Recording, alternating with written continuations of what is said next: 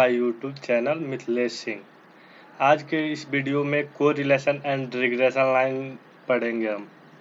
चलिए देखते हैं क्या है इसके बारे में। पहले हम मैनुअली करते थे, नोटबुक पर अपने हाथों से करते थे। अब हम कोरिलेशन और रिग्रेशन को कंप्यूटर में कैसे करते हैं वो सीखेंगे। सबसे पहले हम कोरिलेशन और रिग्रेशन लाइन के बारे में समझने की कोशिश करते हैं, फिर उसके बाद से कैसे इसको रिग्रेशन लाइन बनाना है और कैसे कोरिलेशन निकालना है ये हम सीखेंगे। तो चलिए सबसे पहले हम थोड़ा कोरिलेशन और रिग्रेशन के बारे में थ्योरेटिकल समझने की कोशिश करते हैं। कोरिलेशन क्या है? कोरिलेशन दो वेरिएबल के बीच की रिलेशन को बताता है। रिलेशन बिटवीन टू वेरिएबल, दो वेरिएबल दिया होगा उसके बीच की रिलेशन बताएगा। लाइक यहाँ देखते हैं हम, यहाँ पर क्या है, यहाँ पर दो वेरिएबल है, एक वेट दिया हुआ है और एक एज दिया हुआ है। अब इन दोनों के बीच में क्या है ये रिलेशन बताएगा। कोरिलेशन जब निकालेंगे तो कोरिलेशन में ये बताएगा कि वेट बढ़ने के साथ साथ एज बढ़ रहा है या एज के बढ़ने के साथ साथ वेट घट रहा है या क्या हो रहा है। जैसे इन्फॉर्मेशन दिया होगा वैसे हम कैलकुलेट करेंगे, ये बात थी। और आगे देखते हैं इसमें क्या है। फिर टाइप ऑफ कोरिलेशन। दो टाइप में इसको हम समझने की कोशिश करते हैं, कैसे दो टाइप में बांटते हैं, पॉजिटिव कोरिलेशन और नेगेटिव कोरिलेशन। हम थ्योरेटिकल के हिसाब से ये डिवाइड नहीं कर रहे हैं, हमें यहाँ पर प्रैक्टिकली कैसे करना है वैसे हम डिवाइड कर रहे हैं। थ्योरेटिकली बुक में जैसे दिया है उस हिसाब से हम नहीं करेंगे, हम अपने समझने के हिसाब से करेंगे। तो आइए देखते हैं। पॉजिटिव कोरिलेशन है वो 0 to 1 के बीच में चलेगा। 0 से 1 के बीच में अगर कोरिलेशन की वैल्यू आती है तो वो पॉजिटिव कोरिलेशन होती है। अगर -1 to 0 के बीच आती है तो वो नेगेटिव कोरिलेशन होती है। पॉजिटिव कोरिलेशन है, इसका मतलब कि एक वेरिएबल के बढ़ने के साथ साथ दूसरे वेरिएबल भी बढ़ेगा। अगर एक वेरिएबल घट रहा है तो दूसरे वेरिएबल भी घटेगा। पॉजिटिव कोरिलेशन का मतलब ये है। देखिए प्रैक्टिकली हम देखते हैं कैसे। यहाँ पर देखेंगे कि एक वेरिएबल है जो एज है वो बढ़ रहा है, जैसे जैसे बढ़ रहा है वैसे वैसे वेट भी बढ़ रहा है और बीच में घट बढ़ रहा है। वैसे जो लाइन क्रिएट किया गया है उसके हिसाब से ये पॉजिटिव ही चल रहा है, क्योंकि देखिए कोरिलेशन जो निकाल रखे हैं यहाँ पर 0 से लेकर के 1 के बीच में है 0.58। तो इसका मतलब है कि कोरिलेशन जो है वो पॉजिटिव चल रहा है और इसको पॉजिटिव मानेंगे। अब नेगेटिव को समझते हैं। वैसे सेम कंडीशन होगा नेगेटिव में भी। अब नेगेटिव में क्या वैल्यू आएगा, 0 से कम आएगा और माइनस में चलेगा। तो वो माइनस में पॉइंट में कुछ कुछ वैल्यू मतलब अलग अलग निकल करके वो आएगा, वो उसे भी हम प्रैक्टिकली देखेंगे। अब देखते हैं कोरिलेशन का क्या मतलब वैल्यू के हिसाब से कोएफिशिएंट निकालते हैं, वैसे कैसे इसको मानते हैं।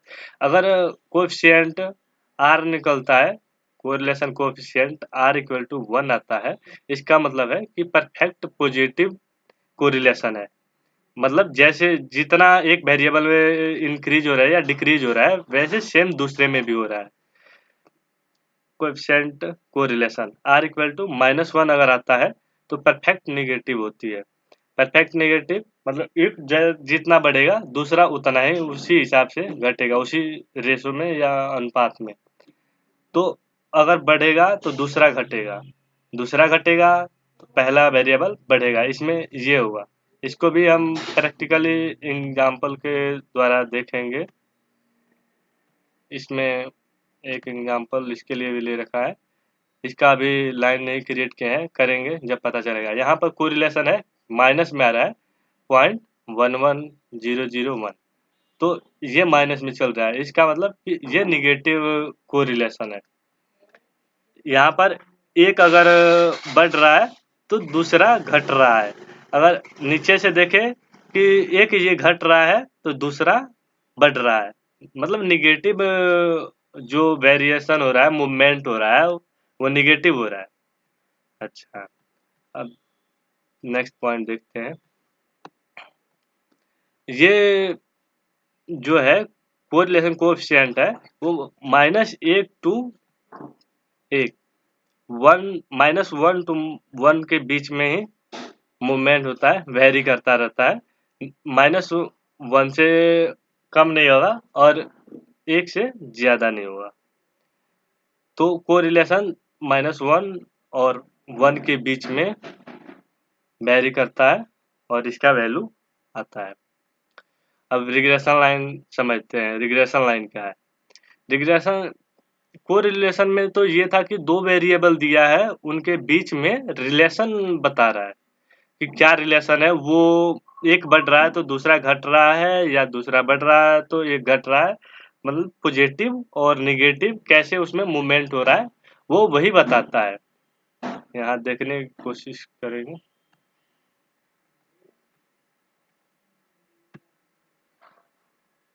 अब यहाँ पर है तो जो वेट दे रखा है और एज दिया हुआ है। अब इन दोनों के बीच में कैसे, मतलब रिलेशन है, कैसे मूवमेंट हो रहा है, वो कोरिलेशन के हिसाब से यहाँ वैल्यू आएगी। फार्मूला में हम बाद में करते हैं, पहले समझने की कोशिश करते हैं फिर। और जो रिग्रेशन है, इसमें इनके बीच में जो रिलेशन है वो नहीं देखा जाएगा। इसमें ये देखा जाएगा कि एक वैल्यू अगर दी हुई है तो दूसरी वैल्यू क्या एक्सपेक्टेड करेंगे, क्या एक्सपेक्ट कर सकते हैं कि ये घटने वाली है, बढ़ने वाली है, क्या वैल्यू आ सकती है, इनको देखते हुए इसमें डिपेंडेंट और इंडिपेंडेंट की बात आ जाती है। चलिए ये फिर समझते हैं। तो ये है कि एक वेरिएबल के रिस्पेक्ट में दूसरे वेरिएबल का क्या वैल्यू आ सकता है, उसके लिए एक जो है रिलेशन फाइंड आउट करता है ये। तो ये है रिग्रेशन लाइन। रिग्रेशन लाइन यहाँ के लिए अगर देखें हम, तो y equal to A plus B X, ये एज्यूम किया जाता है। ये जो है वो निकालेंगे, देखिए कैसे निकालेंगे, आप भी आपको प्रैक्टिकली दिखाता हूँ। यहाँ ए की वैल्यू जो है ना, इंटरसेप्ट होगी, और स्लोप जो होगी ना वो बी की वैल्यू होगी। और जो एक्स है ना, एक्स ये जो दिया हुआ है, और इसी में जैसे ये 55 तक गिवन है हमें, और वो दे देगा 56 का या 60 का, 65 का। जो एक्सपेक्टेड वेट है वो क्या हुआ, वो निकालने के लिए, तो इसको निकालने के लिए हमें रिग्रेशन लाइन कैलकुलेट करना पड़ता है। और जो ये लाइन अभी फार्मूला में देखे हम, y equal to A plus B X, वो हम कैलकुलेट करते हैं। यहाँ पर y में a है जो, वो इंटरसेप्ट, और स्लोप जो है वो b है, और x ये वैल्यू दी हुई है। इनके आधार पर इसको फार्मूला बना करके हम निकालते हैं। इंटरसेप्ट कैसे निकालते हैं, स्लोप कैसे निकालते हैं, इसको फिर प्रैक्टिकली में हम देखेंगे। अब आगे बढ़ते हैं। अब डिपेंडेंट वेरिएबल और इंडिपेंडेंट वेरिएबल के बारे में समझते हैं। डिपेंडेंट वेरिएबल जो है, जिसका वैल्यू फाइंड आउट करना होता है। डिपेंडेंट वो है जिसका वैल्यू हमें कैलकुलेट करना है, और इंडिपेंडेंट है जिसके बेस पर हम वैल्यू कैलकुलेट करेंगे। ऑलरेडी वो गिवन है हमें। जैसे कि अभी यहाँ एक एग्जांपल को देखते हैं। इसमें क्या है कि लाइक एज दिया हुआ है और वेट दिया हुआ है। फिर उसमें ये कहता है कि जो न्यू एज है एक, वो यहाँ पर 56 दे दिया, तो इसके बेस पे एक्सपेक्टेड वेट क्या होगा। तो जो दिया गया है, एक्स की वैल्यू यहाँ पर गिवन है, ये तो हो गया गिवन है, तो यानी कि इंडिपेंडेंट है। और जो y की वैल्यू है वो डिपेंडेंट हो जाएगा, क्योंकि ये डिपेंड करता है कि x की वैल्यू क्या होगी, उसके बेस पर ये निकलेगा। तो ये डिपेंडेंट y हो गया, और इंडिपेंडेंट 56 ऑलरेडी x की वैल्यू दी हुई है। यही बात थ्योरी में भी हमने देखा कि जिसकी वैल्यू दी हुई है, जिसके बेस पर निकालेंगे वो इंडिपेंडेंट है, और जिसकी वैल्यू कैलकुलेट करना है वो डिपेंडेंट होता है। देखिए फिर से देखते हैं। अब यहाँ पर वही बात होगा, जिसके बेस पर वैल्यू ज्ञात करना है, कैलकुलेट करना है, वो तो हो गया इंडिपेंडेंट। तो किसके बेस पर हम निकाल रहे थे, वहां पर x की वैल्यू दी हुई थी, x की वैल्यू 56 दी हुई थी, तो उसके बेस पर निकाल रहे थे, यानी कि वो इंडिपेंडेंट वैल्यू था। और जो डिपेंडेंट वेरिएबल है, वो जो एक्सपेक्टेड निकल के वैल्यू आया y की, वो होगी। अब इसके बीच में difference between correlation and regression. Correlation और रिग्रेशन लाइन के बीच में डिफरेंस देखें तो बहुत कुछ डिफरेंट नहीं है, थोड़ी बहुत डिफरेंट है। देखते हैं कैसे। इसमें जो है ना, दो वेरिएबल दिया हुआ है, तो उसके बीच में का रिलेशन ही बता रहा है, न कि एक के चेंज होने से दूसरा कितना चेंज हो रहा है, वो नहीं बता रहा है। लेकिन इसमें ऐसा होगा कि एक वेरिएबल दिया हुआ होगा, और उसके बेस पे दूसरा वेरिएबल कितना निकलेगा, कितना उसमें क्या चेंज हो रहा है, वो सब वैल्यू आएगा। लेकिन उसमें ऐसा नहीं है, उसमें दोनों वेरिएबल के बीच में रिलेशन फाइंड आउट हो जाएगा। और इसमें रिग्रेशन लाइन बन जाएगा, जैसे यहाँ पर रिग्रेशन लाइन बना हुआ y equal to A plus B X, यानी कि जो x की वैल्यू गिवन है, तो उसके आधार पर y की वैल्यू क्या निकल करके आएगा। ये मेजर जो डिफरेंस है यही है, और ज़्यादा कुछ नहीं है। इसमें चेंजमेंट जो होगा, चेंज वगैरह वैल्यू होगा, दो वेरिएबल में एक वेरिएबल के आधार पर दूसरा क्या है वो चेंज को दिखाएगा, उसके कॉजेज को दिखाएगा। बट इसमें चेंज वगैरह और कॉजेज को नहीं ये मेंशन करता है, नहीं वैल्यू शो करता है। ये मतलब मेजर जो डिफरेंस है यही समझने वाला है, और खास थ्योरेटिकल हिसाब से है। तो चलिए अब हम नेक्स्ट प्रैक्टिकली करते हैं, कैसे करेंगे और कैसे समझेंगे, उसको कैसे निकालते हैं, ये समझते हैं।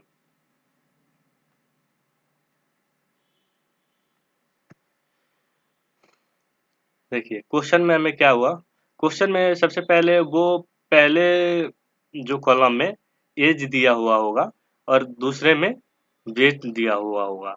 तो जिसकी वैल्यू हमें कैलकुलेट करना होगा, उस वैल्यू को हम एक्स मान लेंगे, और जिसकी वैल्यू नहीं कैलकुलेट, जिसकी वैल्यू मतलब कैलकुलेट करना है, लाइक यहाँ पर वेट के कैलकुलेट करना है ना, तो इसको y मान लेंगे। और जिसकी वैल्यू जिसके बेस पे कैलकुलेट करना है उसको x मान लेंगे। सबसे पहले इस साइड में आपको पहले कॉलम में यहाँ पर मान लीजिए क्वेश्चन में एज दे दिया और वेट दे दिया, और उसने ये बता दिया कि 55 के बाद 56 या 65 या 60 जो एज है, उसके बेस पे जो वेट है, एक्सपेक्टेड वेट है, वो क्या है, ये कैलकुलेट करने के लिए देगा। आइए एक क्वेश्चन के माध्यम से हम देखते हैं क्या कैसे क्वेश्चन गिवन होगा हमें। अब यहाँ पर जो है दिया हुआ है, do regression analyse of the flowing data. यहाँ पर एयर दिया हुआ है, और उसके बाद से जो ये है प्रोडक्शन, ये दिया हुआ है चार डिपार्टमेंट का। डिपार्टमेंट वन का ये दिया हुआ है, डिपार्टमेंट टू का ये दिया हुआ है, और थ्री का ये दिया गया है, फोर का ये दिया गया है। अब इस चारों डिपार्टमेंट का प्रोडक्शन दिया हुआ है, और एयर मेंशन है कि एयर के हिसाब से ये प्रोडक्शन है। अब देखिए कैसे क्या पूछेगा क्वेश्चन में और क्या कैलकुलेट करना होगा। Find out the estimated value of production in the year 2010। अब यहाँ पर 2003 तक वैल्यू ईयर दे रखा है, और प्रोडक्शन का वैल्यू दे रखा है। अब इसके बाद डायरेक्ट हमें यहाँ पर निकालना होगा 2010 का। तो 2010 के बेस पे, यानी कि जिसके बेस पर निकालना है, ये तो ईयर हो गया यहाँ पर इंडिपेंडेंट, और डिपेंड कौन करेगा, प्रोडक्शन। प्रोडक्शन का जो वैल्यू है, एक्सपेक्टेड प्रोडक्शन जो आएगा वो कितना आएगा, वो डिपेंडेंट हो जाएगा। तो जो डिपेंडेंट है उसको हम y मानते हुए y equal to a plus B X के फॉर्म में लिखेंगे तो क्या लिखेंगे? स सबसे पहले जो ये प्रोडक्शन है इसको सबको टोटल करके एक टोटल प्रोडक्शन निकाल लेंगे। टोटल प्रोडक्शन निकालने के बाद से फिर एयर को उसके नेक्स्ट कॉलम में लिखेंगे और एयर को x मेंशन कर देंगे क्योंकि जो x है ये गिवन है। x गिवन है यानी कि ये इंडिपेंडेंट है और जो इसका वैल्यू है 2010 का एक्सपेक्टेड प्रोडक्शन वैल्यू कैलकुलेट करना है तो x हमें गिवन है y को निकालना है तो x को राइट साइड के कॉलम में प्रोडक्शन के टोटल निकालने के बाद से इसको मेंशन करेंगे और उसके बाद से फिर नेक्स्ट में क्या वो कर रहा है ये देखते हैं। Prepare graph by using air on x अक्ष एंड प्रोडक्शन ऑन y अक्ष। तो अब इसको मेंशन करने के लिए जैसे ही हम x की वैल्यू पहले जो टोटल करेंगे उसके बाद सेकंड कॉलम में x की वैल्यू ले लेंगे एयर आ जाएगा इसमें और उसके बाद से जो y की वैल्यू निकलेगी एक्सपेक्टेड प्रोडक्शन वो हो जाएगी y की तो वो जब डायग्राम बनाएंगे नेक्स्ट हम प्रैक्टिकली अभी करते हैं तो पता चलेगा कि कैसे वो x अक्ष पर और y अक्ष पर कौन सा वैल्यू आएगा और कैसे लेना है। क्वेश्चन ऐसे दिया होगा क्वेश्चन समझने के बेस पे हम तो क्वेश्चन समझ लिए। चलिए एक सबसे पहले इससे एक आसान जो क्वेश्चन है उसको हम करके देखते हैं फिर इसको करेंगे नहीं तो सबसे पहले मुश्किल वाला ही करेंगे और बाद में आसान वाला तो दिक्कत हो जाएगा। चलिए अब सबसे पहले हम एक आसान क्वेश्चन को करते हैं। जैसे अब यहाँ पर दिया हुआ है क्वेश्चन में मैंने बता दिया क्वेश्चन के हिसाब से मैं क्वेश्चन यहाँ पर नहीं लिया क्वेश्चन अपने हिसाब से मैंने बना करके और उसके बाद से इसको कैलकुलेट किया है ताकि वीडियो की टाइम जो है वो काफ़ी लंबी ना हो। देखिए अब कैसे कैलकुलेट करें। हमें क्वेश्चन में मैंने बताया आपको कि x इस साइड में गिवन होगा और y इस साइड में वैल्यू दिया होगा और x की वैल्यू बता देगा कि इसके बेस पे जैसे वहाँ पर क्वेश्चन में दिया हुआ था कि 2010 के बेस पे एक्सपेक्टेड प्रोडक्शन क्या होगा वो कैलकुलेट करने के लिए। तो यहाँ पर एज है एज के हिसाब पे एक्सपेक्टेड जो वेट है हुआ वो कैसे कैलकुलेट करेंगे ये निकालना है। तो जो निकालना होगा उसको y मान लेंगे वो यानी कि वो इंडिपेंडेंट डिपेंडेंट हो जाएगा सॉरी डिपेंडेंट हो जाएगा और जो वैल्यू गिवन है वो इंडिपेंडेंट है उसके बेस पर। सबसे पहले हमें कोरिलेशन कैलकुलेट करना होता है। कोरिलेशन के लिए क्या फंक्शन है और कैसे करते हैं। चलिए देखिए यहाँ पर मैं पहले एक पेज पर आपको दिखा देता हूँ फंक्शन के बारे में समझा देता हूँ उसके बाद से। देखिए कोरिलेशन के लिए हमें फंक्शन यूज करना होता है कोरल।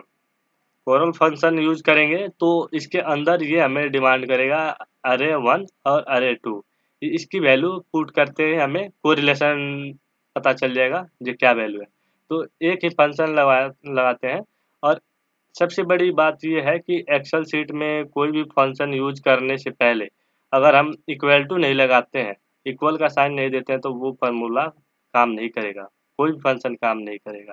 तो ये बात हमें ध्यान रखना होता है।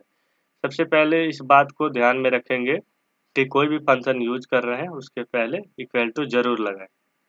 अब सबसे पहले एक इसको कैलकुलेट कर रहे हैं उसके बाद हम फिर रिग्रेशन के बारे में चर्चा करते हैं। सबसे पहले देखिए क्या करेंगे यहाँ पे। सबसे पहले मैंने इक्वल टू लिख दिया है इक्वल टू लिखने बाद से कोरल लिखेंगे। कोरल लिखते हैं ये हमें ऐसे आ जाएगा अरे 1 और अरे 2। अरे 1 में क्या लेना है जो y की वैल्यू यहाँ पर लिखी हुई होगी जो डिपेंडेंट वैल्यू है वो उसको हम क्या करेंगे सेलेक्ट करेंगे पूरी रो को जितने रो में होगा उतना सेलेक्ट कर लेंगे। सेलेक्ट करने के बाद से फिर कॉमा लगाना है यहाँ पर बोल दे रखा है कॉमा लगाने के लिए। फिर अरे टू यानी कि जो इंडिपेंडेंट वैल्यू है उसको लेना है और यहाँ ध्यान ये देना है कि जितना वेरिएबल जो पहले से मेंशन है दोनों वेरिएबल इक्वल दे रखा है बराबर, यानी कि जो ये है, ये रो 7 से लेकर के रो 14 तक दिया हुआ है वैल्यू वेट का। तो इसका भी सेम उतना ही लेंगे, ना कि जो कैलकुलेट करना है ये वैल्यू 56 भी, इसको नहीं हम लेंगे। इसमें दोनों को वैल्यू बराबर होगी और दोनों में रिलेशन ही बताना है, इसलिए उतने ही सिलेक्ट करेंगे और बराबर ही सिलेक्ट करेंगे। उसके बाद से कॉमा लगा देंगे और फिर एंटर करेंगे तो कोरिलेशन आ जाएगा। कोरिलेशन आया। अब यहाँ पर ध्यान देने की बात ये है, चलिए एक बार फिर मैं दोबारा करके दिखा देता हूँ क्योंकि आप लोग डिस्टर्ब हो जाइए। तो सबसे पहले मैंने इक्वल लिख दिया और उसके बाद से कोरल का लिखते हैं, जैसे करेंगे ये आ गया फंक्शन यहाँ पर। इसको डबल क्लिक करके हमने ले लिया। अरे 1 को हम सिलेक्ट करेंगे। अब यहाँ से सिलेक्ट किया,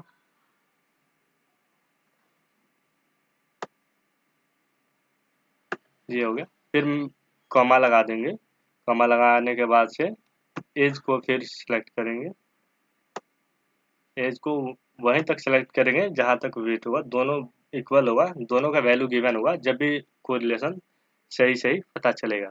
अब हम ब्रैकेट क्लोज कर देंगे, एंटर कर देंगे। अब जो है ये वैल्यू हमें निकल करके आ गया। अब जो ये दिख रहा है 0 से अबव है और 1 से कम है, यानी कि ये पॉजिटिव जो है कोरिलेशन हो रहा है, यानी कि एक के बढ़ने के साथ साथ दूसरा बढ़ेगा या एक के घटने के साथ साथ दूसरा भी घटेगा। कोरिलेशन में इतना ही करना होता है। कंप्यूटर में जैसे हम कैलकुलेट करेंगे तो कोरिलेशन में बस हो गया। कोई नई बड़ी फार्मूला लगानी ना, मैनुअली जैसे निकालते हैं फार्मूला लेकर के वैसे नहीं करना है। अब चलिए हम जो है रिग्रेशन लाइन के बारे में बात करते हैं और कैसे रिग्रेशन लाइन निकालना है, इसके लिए क्या करना होगा।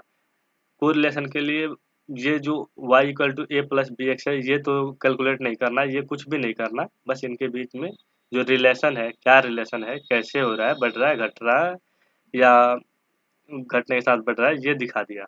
हो गया। अब हम रिग्रेशन लाइन को देखते हैं और समझने की कोशिश करते हैं। देखिए रिग्रेशन लाइन के लिए है ना, दो फंक्शन सबसे पहले हमें निकालना होता है।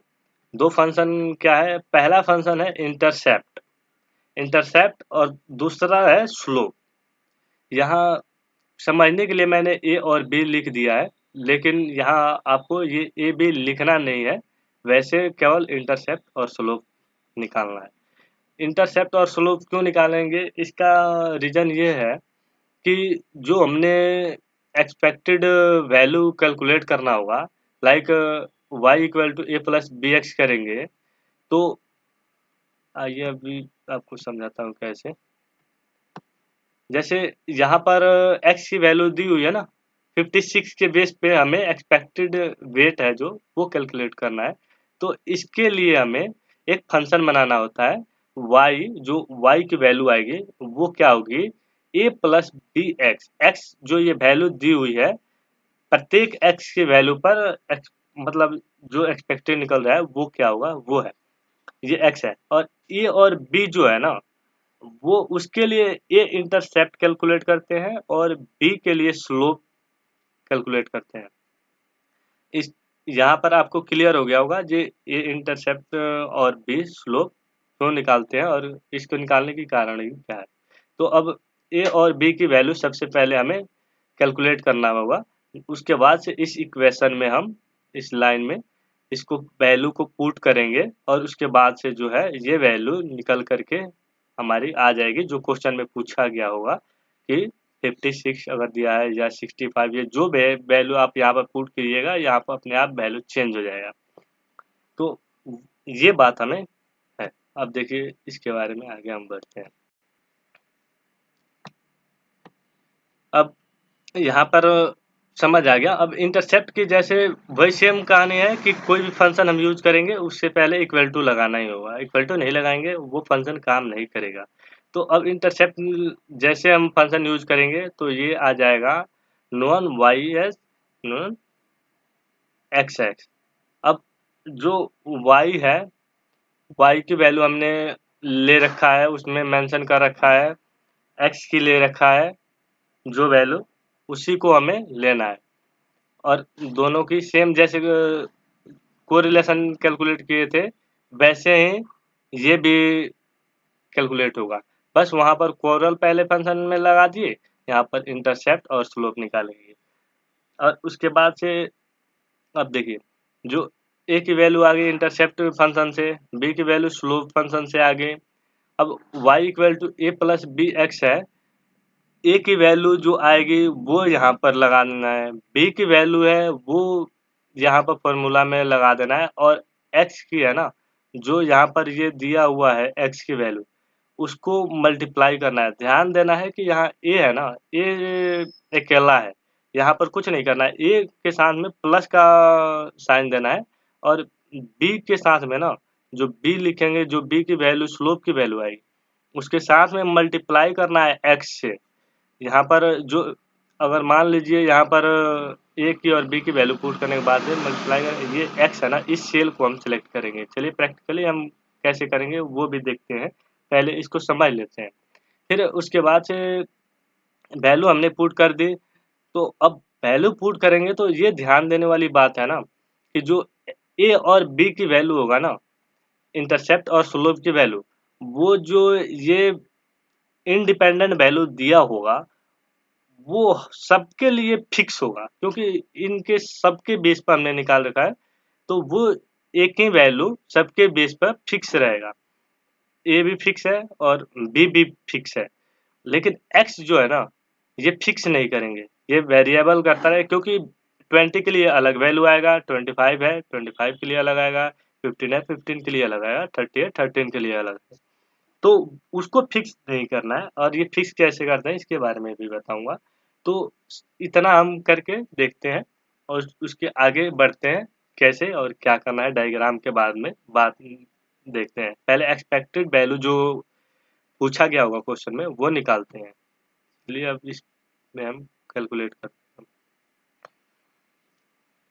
देखिए, अब कोरिलेशन तो हमने कैलकुलेट कर लिया था, इंटरसेप्ट है यहाँ पर मैंने पहले कर रखा है, लेकिन सेम वैसे ही हुआ। देखिए क्या क्या, इंटरसेप्ट की वैल्यू इक्वल टू लिखा, इंटरसेप्ट फंक्शन लिखा, जैसे इंटरसेप्ट फंक्शन लगाएंगे यहाँ आ जाएगा known Y S, known X S. तो सबसे पहले वाई एस है, वाई की वैल्यू जो हमने पहले लिखा होगा, और एक्स की जो वैल्यू पहले थी वो बाद में हमने लिखना है, क्योंकि पहले भी आपको बताया मैंने कि ये जो है इंडिपेंडेंट है और जो डिपेंडेंट है वाई वो पहले। तो अब सबसे पहले मैंने इसको सेलेक्ट कर लिया, कॉमा लगाया, फिर इसको सेलेक्ट किया। और इसमें भी ध्यान देना है कि जो 56 है ना, उसकी वैल्यू पहले नहीं सेलेक्ट करना है, क्योंकि ये सबसे लास्ट में निकलेगा इनके बेस पे, फार्मूला जो ये लगाएंगे उसके बेस पे।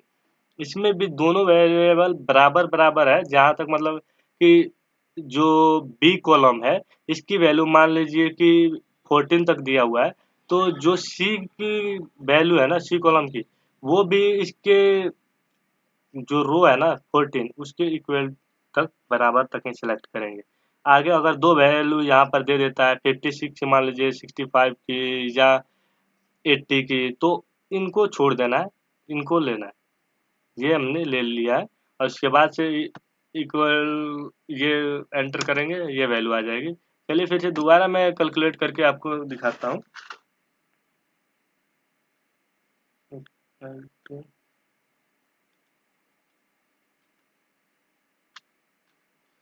जैसे एंट्री लिखेंगे ये फंक्शन आ गया, इसको डबल क्लिक करना है, अब आ गया। अब सबसे पहले वाई वाली सेल को अब मैं यहाँ से सिलेक्ट कर लेंगे, सेलेक्ट कर लिया, अब कॉमा लगा दूंगा, कॉमा लगा दिया। अब उसके बाद से एज वाला वाई वाला इसको सिलेक्ट करूंगा, ये सिलेक्ट कर लिया, अब क्लोज करेंगे, उसके बाद से एंटर कर दूंगा, ये वैल्यू आ गया। सेम जो स्लोप है, स्लोप की वैल्यू सेम निकालेंगे, स्लोप फंक्शन लगाएंगे इक्वल टू लिख करके, और उसके बाद से पहले इसकी वैल्यू ले लेंगे वेट की, और उसके बाद से कॉमा लगा करके एज की पूरी सिलेक्ट कर लेंगे और क्लोज कर देंगे। अब हमारे पास ये जो है इंटरसेप्ट स्लोप निकल के आ गया। इंटरसेप्ट ए की वैल्यू है जो हम फार्मूला में यहाँ लिखेंगे y equal to A plus B X. चलिए थोड़ा मैं इसको और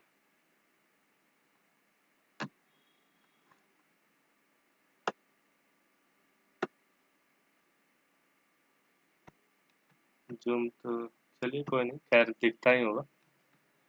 जूम करने के लिए तो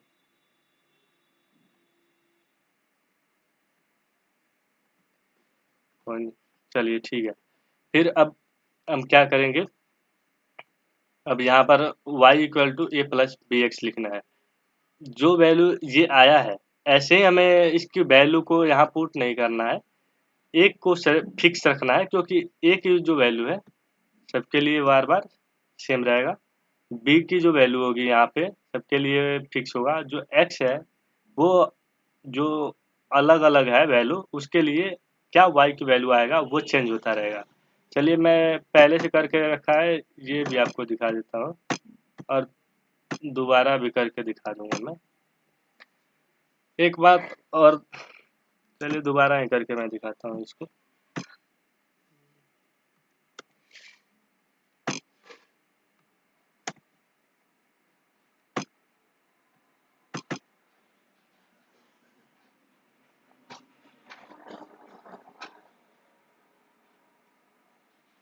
जो y की वैल्यू है वो लिखेंगे सबसे पहले, इक्वल टू करेंगे हम a की वैल्यू जो दे रखा है, जो इंटरसेप्ट है वो वैल्यू, उस सेल को हम सेलेक्ट करेंगे। सेलेक्ट कर लिया, उसके बाद से इसको क्या करना है, सबसे पहले फिक्स कैसे करेंगे ये देखिए। Fn प्लस F4 दबाएंगे तो ये फिक्स हो जाएगा। इसको आपको मैं सबसे पहले दिखा दूं, जो Fn प्लस F4 है कौन सा बटन, नहीं तो आप दिक्कत ना दिएगा।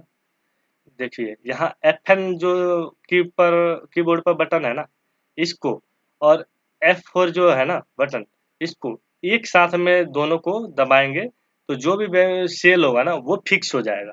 और इसको हमें ध्यान में रखना है, क्योंकि जितना भी कैलकुलेशन अभी हम आगे करेंगे, या पेरोल शीट बनाएंगे, लोन रीपेमेंट शेड्यूल बनाएंगे, डेप्रिसिएशन कैलकुलेट करेंगे, हर एक फॉर्मूले को यूज करने में या फंक्शन लगाने में कई जगह वहाँ काम आएगा। तो इसको स्किप नहीं करना है, इसको ध्यान से समझना है। Fn प्लस F4 एक साथ दबाने से वो सेल फिक्स हो जाएगा, जैसे हमने अभी स्क्रीन पर किया है, दिखा रहा है। देखिए यहाँ पर जैसे मैंने फिक्स किया था, अब फिर प्लस का साइन दे दूंगा, शिफ्ट के प्लस। अब उसके बाद फिर बी है, बी की वैल्यू, बी की सेल को सिलेक्ट करूंगा। सिलेक्ट किया, इसको भी फिक्स करूंगा Fn प्लस F4 से, Fn प्लस F4। अब उसके बाद से जो यहाँ ध्यान देने वाली बात है कि x जो है ना, ये मल्टीप्लाई हो रहा है b के साथ में, तो इसको मल्टीप्लाई की साइन देंगे। शिफ्ट प्लस 8 का बटन दबाएंगे, 8 के ऊपर वो मल्टीप्लाई का साइन है, एक्स स्टार वाला, वो मल्टीप्लाई होता है। अब उसके बाद से जो है x की जो ये वैल्यू है, ये सब दिया हुआ है। तो इसमें जिस सेल में फॉर्मूला यूज कर रहा है, केवल उसी सेल को सिलेक्ट कर ले रहा है। ये जो सेल है y, सॉरी ये वाला सेल नहीं, ये है। अब इसको सिलेक्ट कर लेना है 20 वाले सेल को, और इसको फिक्स नहीं करना है। इसको फिक्स इसलिए नहीं करेंगे क्योंकि हर बार इसके लिए अलग अलग वैल्यू है, अलग अलग के लिए अगर ड्रैग करते हैं तो हमें वो वैल्यू सही सही कैलकुलेट हो जाए, ये करना है। तो अब इसको हम एंटर कर देंगे। देखिए ये वैल्यू आ गया निकल करके। अब इसको हम ड्रैग कर देंगे। जो ये कोने में प्लस का साइन आ रहा है ना, जैसे यहाँ पर देख रहे हैं तो प्लस का बड़ा साइन है, और कोने पर जो है ना छोटी प्लस होगी। अब यहाँ पर जो ये है, यहाँ से आप इसको ड्रैग कर दीजिए। अब वहां तक ड्रैग कीजिए जहां तक की वैल्यू कैलकुलेट करना है। अब यहाँ तक ये वैल्यू अलग अलग आ जाएगा। अब देखिए,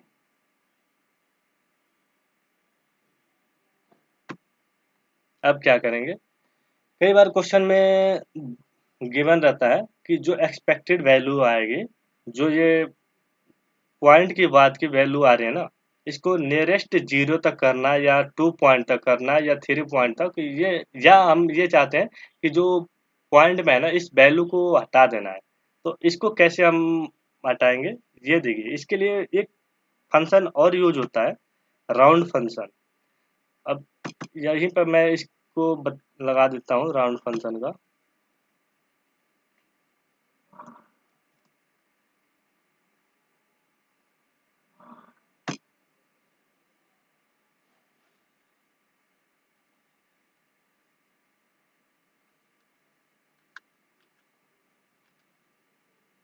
ये आ गया राउंड। ये यहाँ डबल क्लिक करने पाएगा नहीं, पूरे लिख देंगे।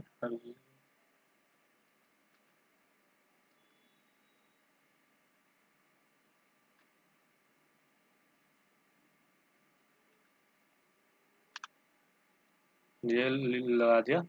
और उसके बाद से राउंड के फंक्शन लगाने के बाद से जहाँ पर हमारा ये फार्मूला क्लोज हुआ है, यहाँ पर कॉमा लगा देंगे। कॉमा लगाने के बाद से अब ये डिपेंड करता है कि क्वेश्चन में कैसे गिवन है। अगर 2 डिजिट दिखाना है दशमलव के बाद, तो यहाँ पर 2 टाइप कर देंगे। 2 टाइप करके और क्लोज कर देंगे और एंटर कर देंगे, ब्रैकेट क्लोज करके और एंटर कर देंगे। लेकिन अगर नियरेस्ट जीरो बोला होगा तो नियरेस्ट जीरो के लिए हम यहाँ पर जीरो कर देंगे। चलिए मैं जीरो करके दिखा देता हूँ। जीरो कर दिया, ये आ गया। ये भी ध्यान देना है, कई बार आगे जो हम और वीडियो देखेंगे, बनाएंगे, पढ़ेंगे, वहाँ पर राउंड अप करने का भी फंक्शन आना चाहिए हमें। तो अब एंटर कर दिया। अब ये जैसे एंटर किया, ये 51 वैल्यू आ गया। जो पॉइंट में था वैल्यू वो हट गया। अब इसको ड्रैग कर देंगे ना, तो ये सारा राउंड अप हो जाएगा। चलिए देखिए कैसे होता है। अब ये आ गया, राउंड अप होके वैल्यू दोबारा से आ गया है। अब ये राउंड अप वैल्यू आ गया। अब इसके बेस पर निकालने का, अगर राउंड अप नहीं करने को बोला होगा, मर्जी है, आप कर भी सकते हैं, नहीं भी कर सकते हैं। वैसे भी हम रिग्रेशन लाइन जो कैलकुलेट करने के लिए चार्ट जो बोला गया होता है क्वेश्चन में, वो कर सकते हैं। चलिए अब कैसे करते हैं इसको करके दिखाता हूँ।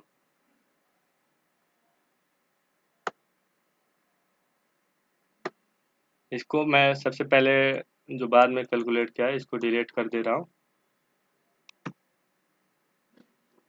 इसको मैं डिलीट कर दिया। और उसके बाद से देखिए कई बार पावर का दिक्कत रहता है या लैपटॉप बंद होने की, तो हमें बार बार इसको सेव करते रहना है। तो मैं इसको सेव कर दिया Ctrl+S से। और उसके बाद से ये सेव हो गया। अब जो ये रिग्रेशन लाइन है ना, अब कैसे कैलकुलेट करते हैं, कैसे बनाते हैं, वो देखेंगे। चलिए मैं अब बनाकर दिखाता हूँ।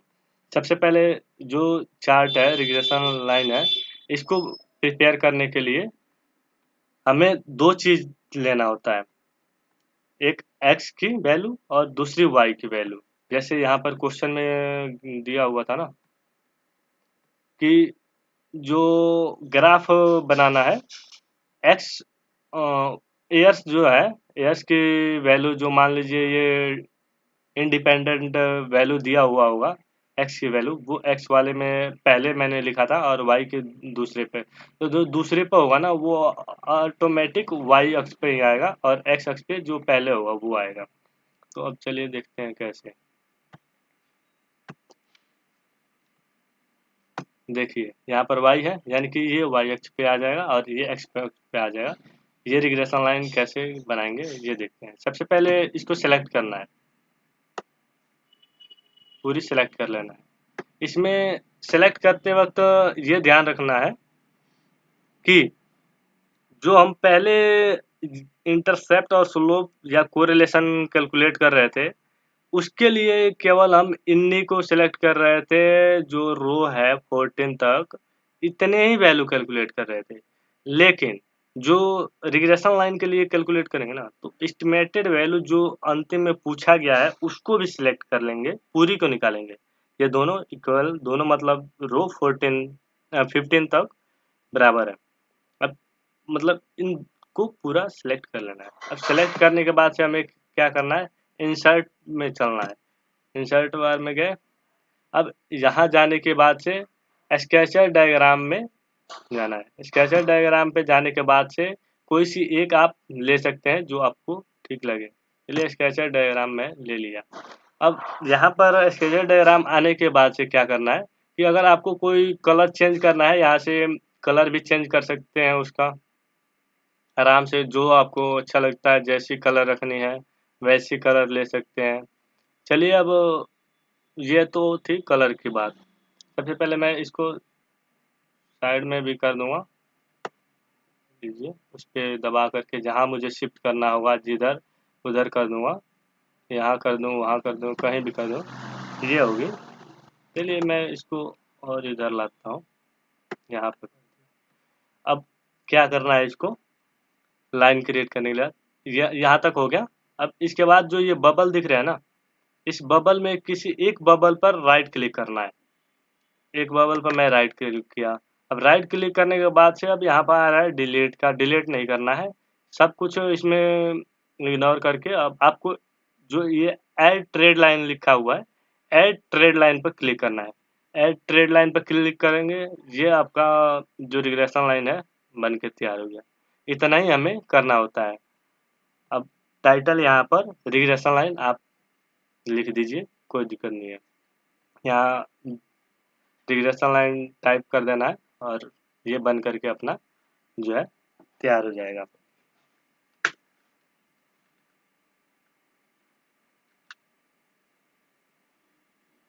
चलिए टाइटल मैं दे देता हूँ इसका।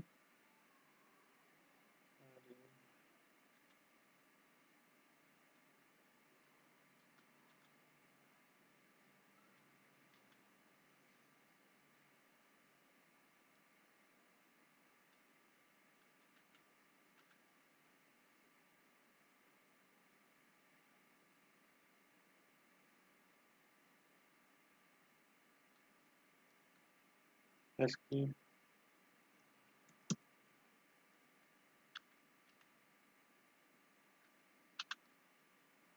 ये हो गया। अगर इसका जो है कलर चेंज करना चाहते हैं, हाईलाइटेड करना चाहते हैं, हाईलाइट भी कर सकते हैं। यहाँ से होम पर आइए। होम पर आकर के अब यहाँ पर जो सा कलर लेना चाहते हैं आप, कलर वगैरह यहाँ से कोई सा भी ले लीजिए जो आपको पसंद है, जो आपको अच्छा लग रहा है वो। चलिए मैंने ये लाइन ले लिया। इसको बोल्ड कर देते हैं। बोल्ड कर दिए। यहाँ से अगर साइज बढ़ानी है यहाँ से साइज भी बढ़ा सकते हैं। चलिए साइज बढ़ा लेते हैं। ये हो गया। अगर बैकग्राउंड देना चाहते हैं उसका तो बैकग्राउंड भी यहाँ से आ जाएगा, जो कलर पसंद है। चलिए मैंने बैकग्राउंड भी दे दिया है। और इसके बाद से हम इसको सेव कर देंगे। सेव कर दिया। बस इतना ही करना होता है हमें। क्वेश्चन में और कुछ नहीं निकालना होता है, इतना ही है। ऐसे ही हम कोरिलेशन निकालते हैं और करते हैं। अब एक दो एग्जांपल के द्वारा हम अच्छे से इसको कर लेते हैं। चलिए अब नेक्स्ट एग्जांपल देखते हैं। अच्छा, एक बड़ी बात इसमें ये ध्यान देने वाली है कि अगर हम कॉपी पेस्ट करते हैं ना, अगर मान लीजिए जो हमने ये बनाया था, इसको तो मैं पहले डिलीट कर दूं।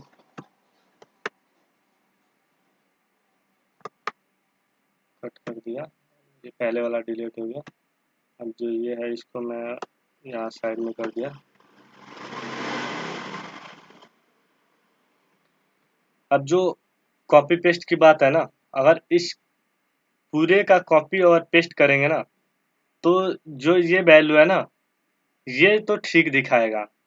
और जो ये लाइन है ना, जो ये हमने बना रखा है रिग्रेशन लाइन, ये सही सही नहीं बताएगा। उसको हम प्रैक्टिकली भी आपको करके दिखाएंगे। देखिए पहले अब यहाँ पर है ना 59 है ना, अगर इसकी वैल्यू को 59 कर रहे हैं, इसकी वैल्यू को जो एज की है, एज मैं चेंज कर दूंगा ना, 56 था। अब लाइक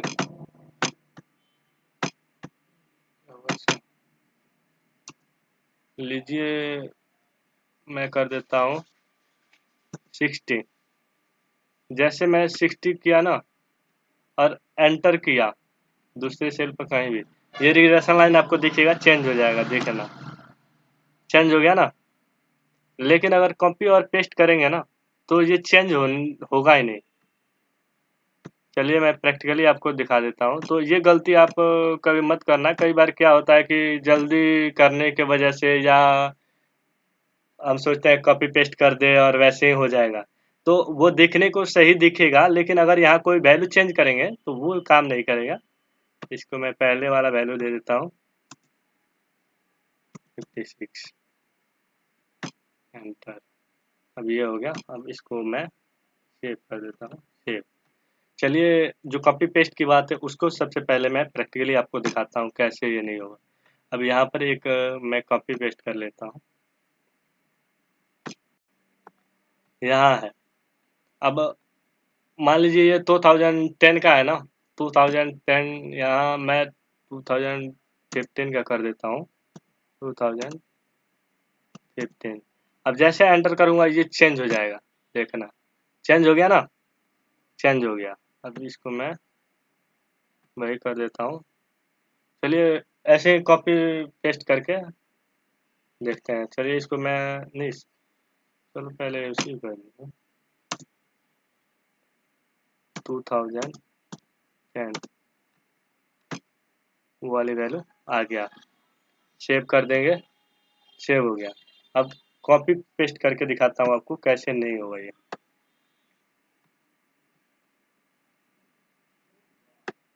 इतना मैंने कॉपी कर लिया Ctrl+C से। अब उसके बाद से मैं यहाँ ला करके इसको पेस्ट कर देता हूँ Ctrl+V से। अब देखिए ये यहाँ पर कॉपी पेस्ट हो चुका है। चलिए इसको मैं सेव भी कर देता हूँ, Ctrl+सेव, सेव हो गया। अब जो यहाँ है ना, सबसे पहले यहाँ आते हैं ये माइनस में हो गया सब, ये गलत वैल्यू ही दिखा दिया। अब अगर चलिए सही भी दिखाता, फिर भी ये गलत इसलिए दिखा दिया क्योंकि जो हमने सेल वहाँ फिक्स किया था ना, अब यहाँ पर इधर उधर हो गया। तो ये दोबारा से हमने सेल को फिक्स करना होगा, क्योंकि जो इंटरसेप्ट और स्लोप की वैल्यू उस सेल पर था तो वहाँ कहीं और था, अलग जगह पे था, वो फिक्स कर रखे थे। अब यहाँ पर ये पहले ऑलरेडी ही ये आ गया गलत। चलिए फिर दोबारा मैं इसको करके दिखाता हूँ आपको। इंटरसेप्ट जैसे हम निकालते हैं, सबसे पहले इंटरसेप्ट फंक्शन यूज करके, और प्रोडक्शन है, प्रोडक्शन को लिया वाई का वैल्यू, और उसके बाद से कमा लगा करके ये वैल्यू लिया, और ये जो ऑलरेडी पहले से गिवन है ना कि एक्सपेक्टेड वैल्यू जिसका निकालना है वो, ये ऐसे एंटर कर दिया। स्लोप का भी सेम वही है, चलिए दिखा देता हूँ कैसे है। ये है, सॉरी इसको बैक करिए, ये ऑलरेडी वो एंटर करेंगे। अब जो ये y की वैल्यू है दोबारा से हम यहाँ पर फंक्शन पुट कर देंगे।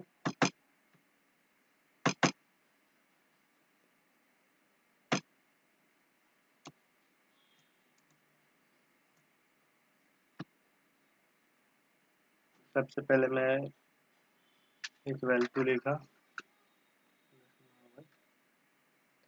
उसके बाद से इसको लेना है इंटरसेप्ट को, और इसको फिक्स कर देना है FN+F4 बटन से, फिक्स हो गया।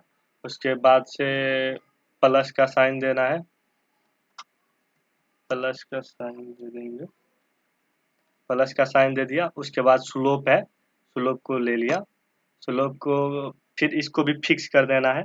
पहले ही बताया कि ये दो वैल्यू है, जो सभी वैल्यू जो दिया हुआ है एक्स की उसके लिए फिक्स रहेंगे, एक बराबर इक्वल रहेंगे, लेकिन जो एक्स रहेगा वो चेंज होगा, तो एक्स को नहीं फिक्स करेंगे। इसको FN+F4 से कर दिया। मैंने पहले वीडियो के शुरू में ही दिखाया था आपको स्क्रीन पे कि कैसे FN+F4 से फिक्स कर रहे हैं, कौन सा बटन है। चलिए अब ये हो गया। उसके बाद से अब x मल्टीप्लाई में है, मल्टीप्लाई में x को करते हैं, मल्टीप्लाई में x को कर दिया। अब x वाले सेल को यहाँ पर इस सेल को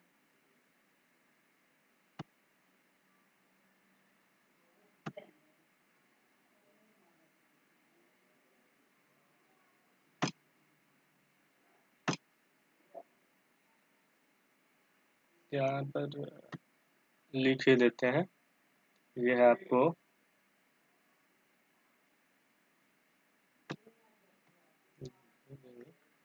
यहाँ पर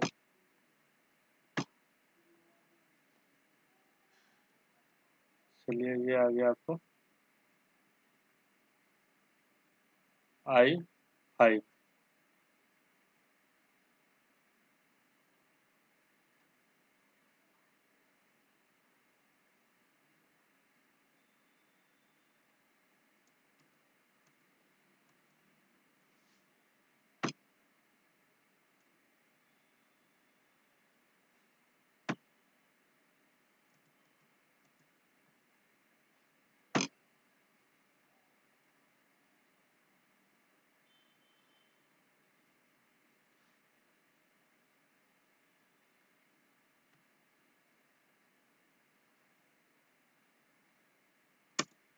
एंटर कर देंगे, ये वैल्यू आ गया।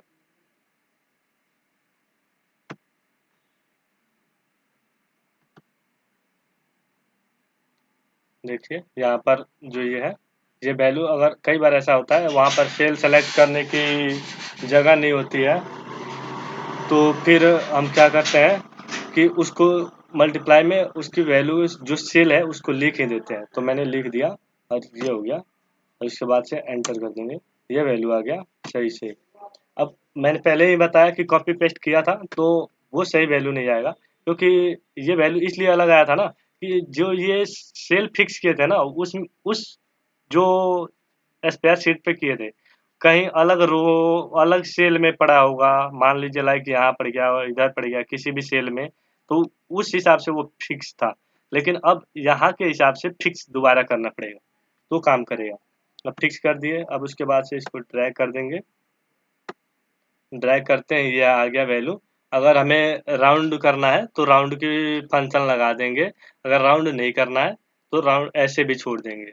तो ये वैल्यू हमारा आ गया।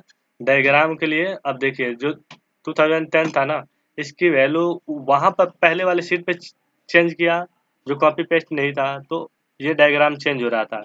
लेकिन अब यहाँ पर है ना, चेंज नहीं होगा। करके दिखाता हूँ मैं। 2010 था, 2015 ले लिया मैं। अब देखिए, ये एंटर किया, वैल्यू तो चेंज हो गया, वैल्यू में कोई दिक्कत नहीं है, लेकिन जो डायग्राम है ना, डायग्राम में कोई फर्क नहीं पड़ा। आप देख रहे हैं कैसे कि ऐसे ही पड़ा हुआ है। फिर से दोबारा मैं यहाँ पर चल रहा हूँ, दोबारा दिखाता हूँ आपको चेंज करके। 2010 कर दिया, अब एंटर किया, वैल्यू वो आ गया, लेकिन इसमें कोई फर्क नहीं आया। अब इसको क्या करेंगे, हम दोबारा से जो है ना रिग्रेशन लाइन कैलकुलेट करेंगे, डायग्राम बनाएंगे। डायग्राम दोबारा से बनाने के लिए सबसे पहले मैं बताया कि जो एक्स की वैल्यू है ये लेंगे। अब इसमें 2010 में एक्सपेक्टेड जो प्रोडक्शन है ना, ये वैल्यू निकल के आ गया, अपने आप ही निकल जाएगा। यही कैलकुलेट करने के लिए हम रिग्रेशन लाइन को करते हैं। और रिग्रेशन लाइन में पहले भी बताया कि जो एक वेरिएबल दिया हुआ है जो इंडिपेंडेंट है, उसके बेस पर एक्सपेक्टेड वैल्यू हम कैलकुलेट करते हैं जो डिपेंडेंट वैल्यू होता है। तो यहाँ वाई डिपेंडेंट वैल्यू था, इसकी वैल्यू आ गया है।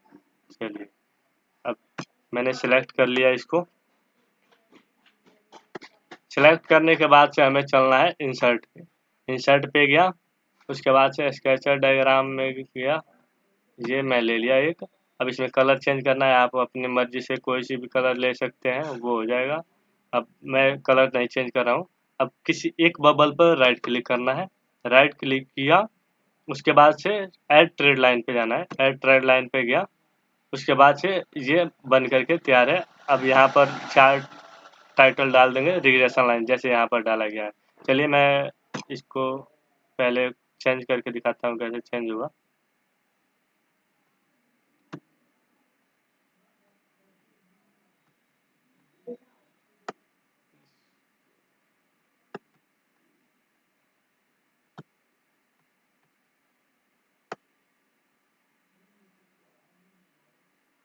चलिए मैं यहाँ कर दिया इसको, और अब वैल्यू चेंज करूँगा ना यहाँ 2010 की। अब देखिए 2010 को मैंने हटा करके 2015 कर दिया। अब वैल्यू चेंज होते हैं ये डायग्राम चेंज हो जाएगा। अब ये डायग्राम चेंज हो रहा है लेकिन ये नहीं हो रहा है। तो ये बात है, कॉपी पेस्ट करने में ये एक परेशानी आती है, इस बात को ध्यान में रखना है। अब इसको हम चलिए फिर दोबारा वही वैल्यू पुट कर देते हैं।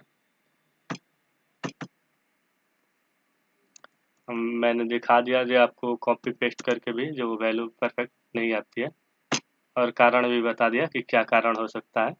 कारण वही है कि जो इसमें y equal to A plus B X है, इसमें ए और बी जो है इंटरसेप्ट और स्लोप एवरी वैल्यू के लिए फिक्स रहता है, और x जो है अलग अलग चेंज होता रहेगा, उसके बेस पे ये निकलेगा। तो ये फिक्स नहीं हुआ, और ये फिक्स इस सेल में उसमें कहीं और हुआ होता है, यहाँ पर कहीं और हो रहा है, तो इसको करना है। और ये ध्यान में रखना है, फिक्स नहीं होगा जब तक ये सही कैलकुलेट भी नहीं होगा। चलिए अब नेक्स्ट एग्जांपल करते हैं। यहाँ पर पॉजिटिव आपको दिख रहा है क्योंकि ये 0 से अबव और 1 के बीच में है। पॉजिटिव रिलेशनशिप चल रही है, यानी कि एक के बढ़ने के साथ दूसरा बढ़ेगा, दूसरा घटने के साथ दूसरा घटेगा। इस एग्जांपल में भी वही था, ये पॉजिटिव चल रहा था। अब एक और एग्जांपल देखते हैं। यहाँ भी मैंने पहले से इंटरसेप्ट और स्लोप निकाल रखा है। कोरिलेशन देखिए यहाँ पर माइनस आया हुआ है, यानी कि माइनस आया। एक सेकंड, आपको इस पेज पर दिखाया था, यहाँ पर पॉजिटिव चल रहा था, प्लस में था। माइनस में आने के मतलब कि जो है निगेटिव रिलेशनशिप चल रहा है। अब एक बढ़ेगा तो दूसरा घटेगा, दूसरा घटेगा तो एक बढ़ेगा, उस हिसाब से। चलिए ठीक है, ये हमने इंटरसेप्ट स्लोप कोरिलेशन सीख लिया है। फिर यहाँ एक लाइन के हिसाब से देखते हैं कैसे निगेटिव दिखाता है या नहीं दिखाता है। y की वैल्यू हमें सबसे पहले क्या करना है, इक्वल टू लगाना है। इक्वल टू लगा दिया। a की वैल्यू हमें इंटरसेप्ट है ये लेना है, फिक्स करना है F N plus F four से। मैंने कर दिया, फिर प्लस का निशान दे देना है, प्लस कर दिया। उसके बाद से फिर हमें b की वैल्यू स्लोप की वैल्यू लेनी है, ये लिया। इसको भी फिक्स करनी है, F N plus F four एक साथ दबा दिया। अब उसके बाद से जो x की वैल्यू है वो मल्टीप्लाई में है, मल्टीप्लाई के लिए शिफ्ट के साथ ऐड बटन दबाया। एक्स्ट्रा वाला बटन जो होता है ऐड के ऊपर वो होता है मल्टीप्लाई का, ये हो गया। अब उसके बाद से x है, x की सेल ये ले लिया, इसको हमें जो है फिक्स नहीं करना, ये एवरी मोमेंट में चेंज हुआ। एंटर कर दिया, लो जी। अगर राउंड करना है तो राउंड का पहले एग्जांपल में मैं बताया था कैसे राउंड करना है, वैसे ही करना है इसको राउंड के लिए। लेकिन चलिए मैं इसको ड्रैग करता हूँ।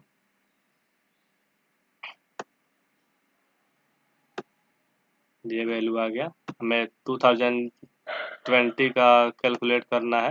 इसको बैकग्राउंड में दे देता हूँ मैं। इसको करना है, इसको बोल्ड भी कर लेंगे करना होगा तो। जैसे क्वेश्चन दिया होगा उसमें भी पहले ये जो है एयर का वैल्यू दिया हुआ होगा पहले कॉलम में, फिर आउटपुट है जो वो दिया हुआ होगा दूसरे कॉलम में। तो हमें जो कैलकुलेशन के टाइम पे जो आउटपुट है सेकंड कॉलम वाला उसको पहले लेना है। y की वैल्यू हो जाएगी क्योंकि ये डिपेंड है x की वैल्यू पे। x की वैल्यू हमें गिवन होगा 2020 का, निकालिए तो ये निकलेगा। चलिए अब ये वैल्यू निकल गया है, एक्सपेक्टेड जो वैल्यू निकालना है आउटपुट निकालना है ईयर्स के हिसाब से, ये आ गया। अब हम डायग्राम लेते हैं इसका।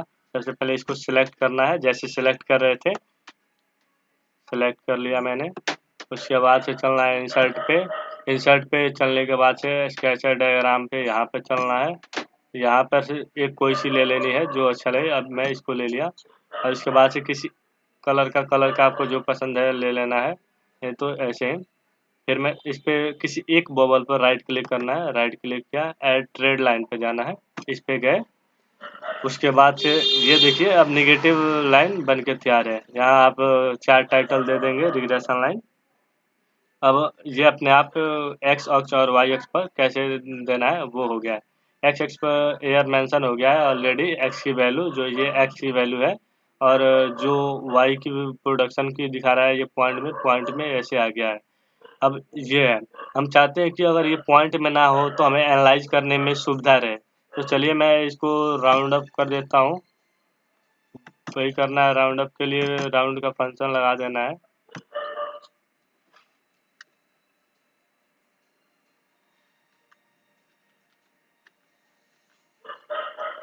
राउंड लगाने के बाद से ब्रैकेट ओपन कर देना है और सबसे लास्ट में इसको ब्रैकेट के अंदर ही कॉमा लगा करके और 1 डिजिट 2 डिजिट जितना तक रखना है उतना अंक दबाना है। 0 तक करना है। मैं 0 कर देता हूँ। अगर आपको चलिए 0 लगा करके सबसे पहले मैं दिखा देता हूँ।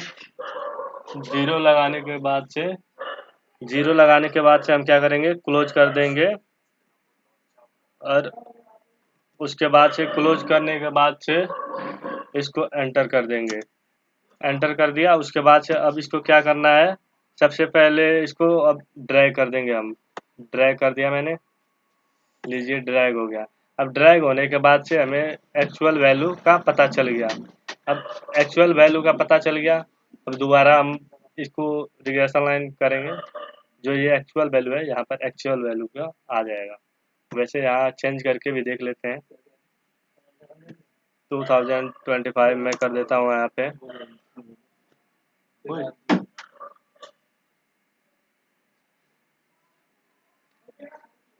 अब मैं यहाँ पर ले लेता हूँ 2025 कर दूँ। चलिए इसका कर दिया, चेंज किया, ये चेंज हो गया। और जो ये पॉइंट में वैल्यू था वो भी चेंज हो चुका है, आप देख सकते हैं यहाँ क्लियरली। उसके बाद से यहाँ तक ऐसे करना है। 4 टाइटल आप यहाँ टाइप कर दीजिएगा, रिग्रेशन लाइन। चलिए मैं कर ही देता हूँ।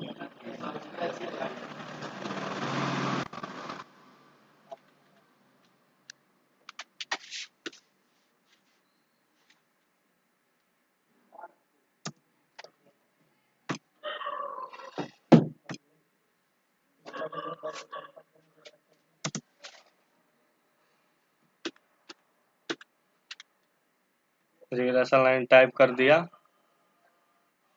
अब इसको अगर अंडरलाइन करना है या बोल्ड करना है या कलर करना है तो इसको पहले सेलेक्ट कीजिए। सेलेक्ट कर दिया और इसको बोल्ड कर देंगे। अंडरलाइन करना होगा या बैकग्राउंड देना होगा। साइज बढ़ानी हो तो साइज बढ़ा देंगे इसको। ये हो गया। ये है, ऐसे हमें कोरिलेशन और रिग्रेशन लाइन कैलकुलेट करना और बनाना है। अब एक एग्जांपल और लेता हूँ मैं। यहाँ पर कॉपी पेस्ट किया था, ये कोई काम नहीं करेगा। सेम वही काम यहाँ भी करना है। यहाँ इंटरसेप्ट और स्लोप कोरिलेशन जैसे पहले बताया वैसे कर दिया। अब क्या ध्यान देना है, अगर यहाँ पर वैल्यू जो मैंने लिख रखा है या वर्ड लिख रखा है नहीं दिखाई दे रहा है, सबसे पहले इसको खुला कर लेना है। इस पर दबा करके मैंने ओपन कर दिया। चलिए यहाँ भी करके दिखाता हूँ आपको।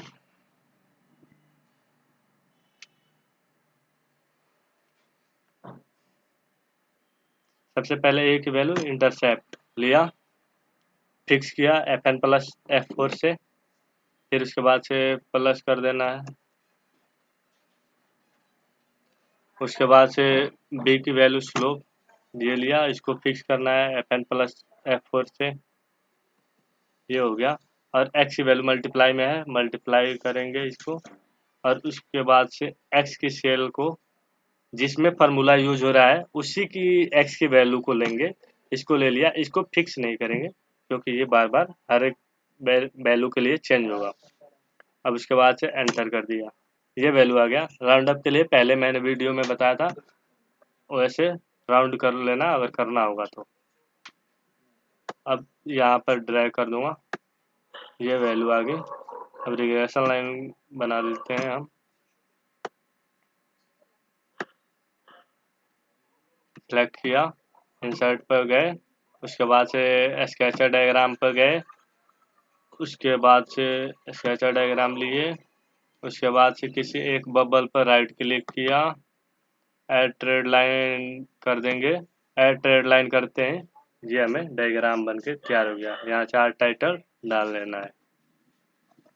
चलिए अब मैं नेक्स्ट क्वेश्चन पे चलता हूँ। जो भी करते रहेंगे इसको अपना सेव करते रहना है, नहीं तो कई बार लैपटॉप बंद हो जाने के बाद से सारी गायब हो जाती है।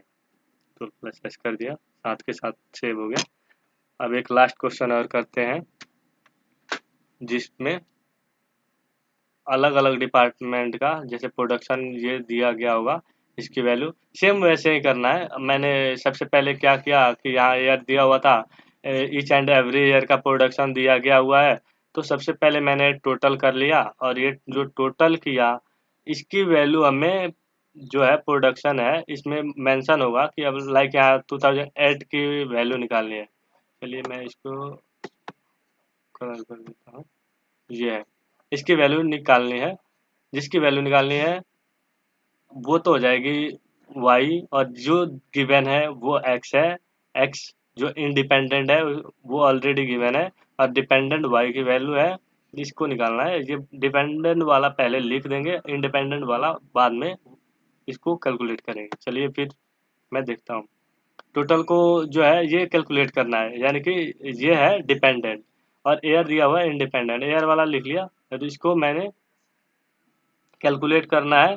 तो ये पहले लिखा हुआ है, इसको जिसके बेस पर निकालना है ना, जिसके बेस पे, यानी कि जो इंडिपेंडेंट है उसको हम x मानेंगे और सेकंड कॉलम में लिखेंगे, सेकंड कॉलम में। ठीक है ना। हालांकि ये दिया होगा फर्स्ट कॉलम में, जैसे इस पीडीएफ में क्वेश्चन दिखाया था मैंने, ये दिया हुआ है फर्स्ट कॉलम में। लेकिन ऐसे नहीं करना है, ये सबका टोटल करेंगे। यहाँ जो कॉलम बनेगा उस कॉलम में आ जाएगा टोटल की वैल्यू। उसके बाद जो है ना उसके नेक्स्ट कॉलम में एयर की वैल्यू लिखेंगे, क्योंकि वो इंडिपेंडेंट है। यहाँ 2010 दिया हुआ है, इसके बेस पे है ना जो एक प्रोडक्शन निकालना है वो बाद में निकलेगा वाई की वैल्यू। तो चलिए सबसे पहले वाई जितना तक दिया था वो इसके टोटल को मैंने लिख लिया है। जो ये क्वेश्चन देख रहे हैं ना इसी के जैसा वो क्वेश्चन है, लेकिन इसका आंसर नहीं है। इसका भी आंसर मैं अभी दिखाता हूँ आपको।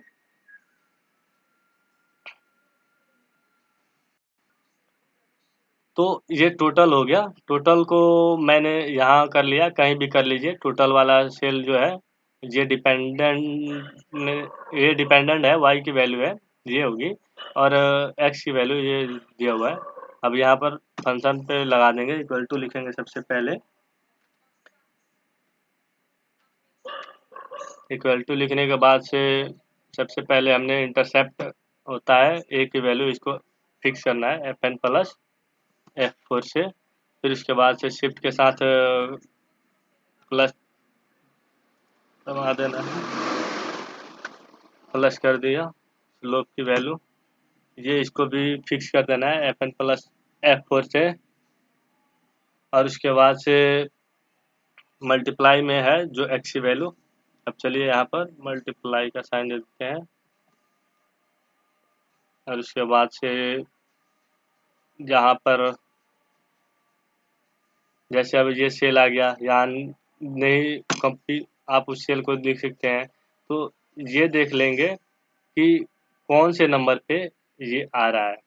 लाइक अब यहाँ पे है, इसको मैं नीचे किया, गिनने के बजाय आप यहाँ से देख सकते हैं ये बता दिया J5। सबसे पहले हम कैलकुलेट करते हैं राइट के तरफ जो बढ़ रहा है ना, कॉलम की संख्या को लेते हैं। कॉलम की संख्या को लेने के बाद से ना रो की संख्या को लेते हैं। तो उस हिसाब से अगर आप गिनिएगा तो कई बार गड़बड़ हो जाएगा कि पहले आप क्या करिएगा कि जो ये है ना रो के नंबर लिख दीजिएगा और उसके बाद से कॉलम के लिखिएगा। वैसे नहीं करना है, आप उसके आइट साइड पे लिखिएगा तो वो पता चल जाएगा। जैसे यहाँ पर मैंने ऊपर वाले पे लिख के नीचे वाले पे किया, J5 दिखा दिया। अब इसको बैक करके J5 जो है, और यहाँ पर लिख देना है J5।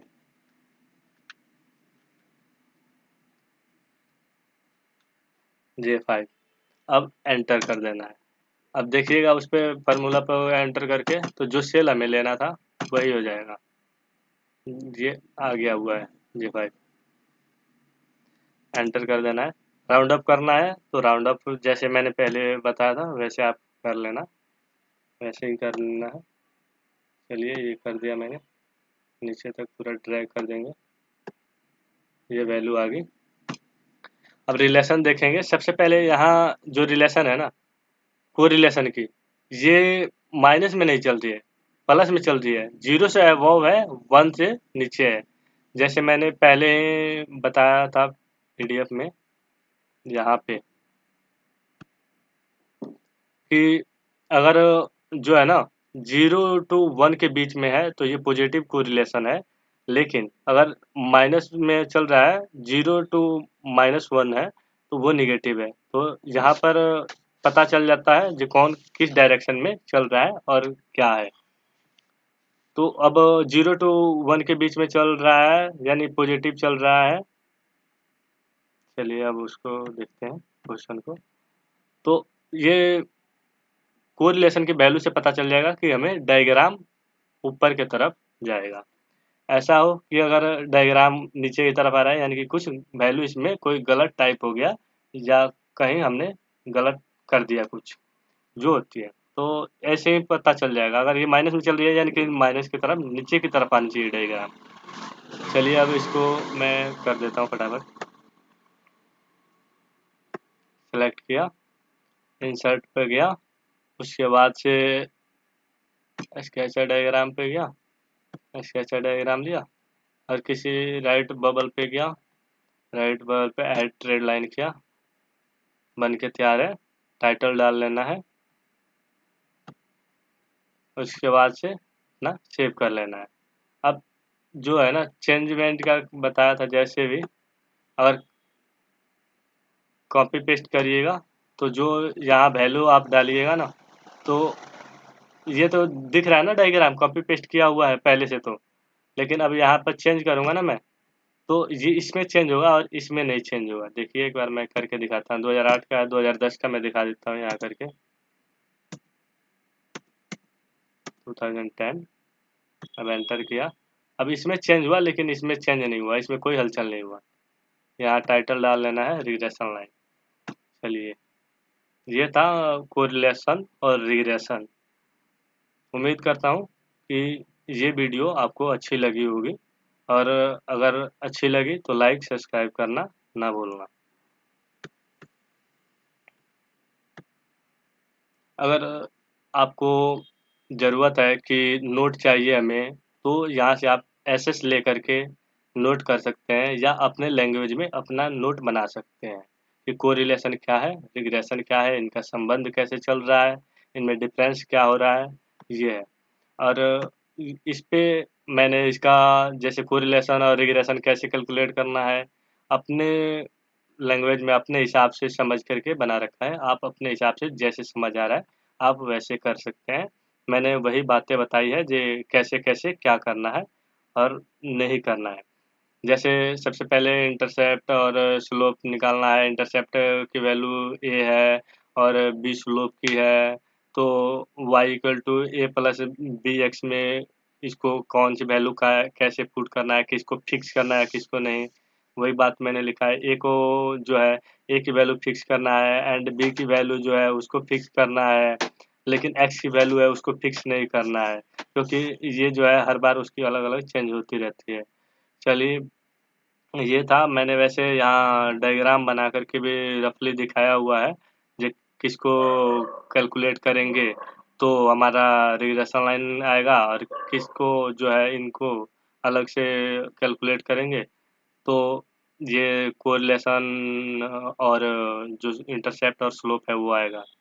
और इस पूरे को निकालने के लिए ध्यान देना है, जो रिग्रेशन निकालेंगे इसमें जो वैल्यू लास्ट में पूछा होगा या पूछा होगा मेंशन होगा उस तक भी सिलेक्ट करके पूरा को बनाना है। तो वही बातें मैंने कर दिया है। सिलेक्ट करने के बाद इंसर्ट पर जाएंगे, उसके बाद ए, जो है स्केचर डायग्राम लेना है, और उसके बाद इंसर्ट स्केचर डायग्राम करने के बाद से हमें क्या करना है, किसी एक बबल का है जो बबल है ऐसे निशान दिया हुआ पर जा करके कोई एक स्केचर को लेंगे, फिर जो बबल आएगा उस पे किसी एक पर बबल पर राइट क्लिक करेंगे उसके बाद से ऐड ट्रेड लाइन पर जाएंगे, क्लिक करेंगे, फिर रिग्रेशन लाइन बन के तैयार हो जाएगा। तो ऐसे आप स्क्रीनशॉट ले करके और इसको आप नोट बना सकते हैं या अलग से अपने समझने के बेस पे कर सकते हैं। चलिए, धन्यवाद।